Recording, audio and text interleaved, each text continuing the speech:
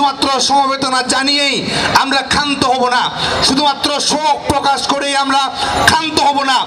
এই অগ্নিদগ্ধের শিকার যারা হয়েছেন, সন্ত্রাসের যারা শিকার হয়েছেন, তাদের প্রত্যেকটি কষ্টের জবাব বাংলার ছাত্র সমাজ আদায় করে ছাড়বে ইনশাআল্লাহ। শুধু যাত্রাবাড়িতে নয়, বাংলাদেশের বিভিন্ন জায়গায় অগ্নি সন্ত্রাস করতে গিয়ে মানুষের দ্বারা সরাসরি তারা হাতে নাতে ধরা পড়েছে, আইন শৃঙ্খলা রক্ষাকারী বাহিনীর হাতে সোপর্দ করা হয়েছে।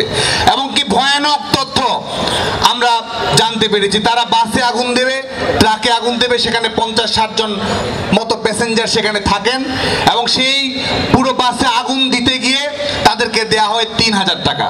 এই 3000 টাকা, এটি হচ্ছে আপনার আমার জীবনের দাম বিএনপি জামায়াতের কাছে।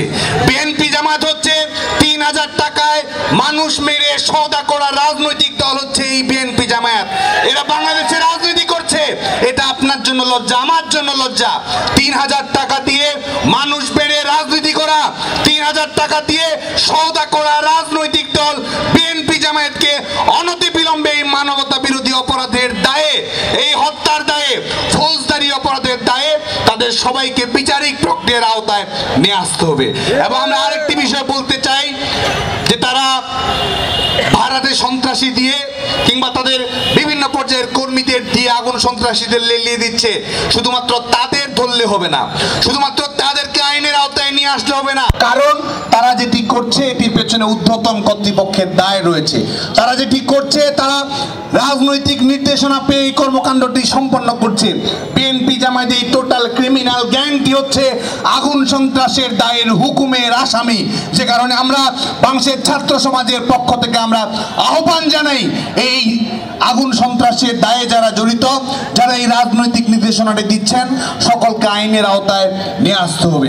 এবং আমরা বাংলাদেশের ছাত্র সমাজ আমাদের আজকে বার্ন ইউনিটে যারা কাতরাচ্ছেন কিংবা যারা প্রত্যেকটি মতো জীবন সংখ্যা নিয়ে আজকে স্বাভাবিক জীবনযাপন অবরোধের প্রহসনকে না মেনে যারা সুস্থ স্বাভাবিক জীবনযাপন করার চেষ্টা করছেন, যারা আজকে অগ্নিদগ্ধ হয়ে কষ্ট স্বীকার করছেন, তাদের সবার প্রতি আমরা সংবেদনশীলতা জানাচ্ছি, সহানুভূতি জানাচ্ছি।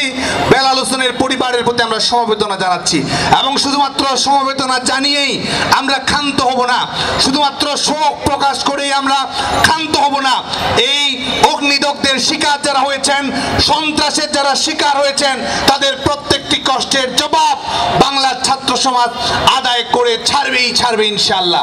আজকে এই অনুষ্ঠানে বাংলাদেশ ছাত্রলীগের সাধারণ সম্পাদক, আমাদের প্রিয় সহযোদ্ধা মাননীয় প্রধানমন্ত্রী বঙ্গবন্ধু দেশরত্ন শেখ হাসিনা স্নেহভাজন, সংগ্রামী ছাত্রনেতা শেখ ওয়ালি আসিফ ইনান বক্তব্য রেখেছেন। অনুষ্ঠানে উপস্থিত রয়েছেন সত্য, বস্তুনিষ্ঠ ও নিরপেক্ষ দৈনিক জনবাণী।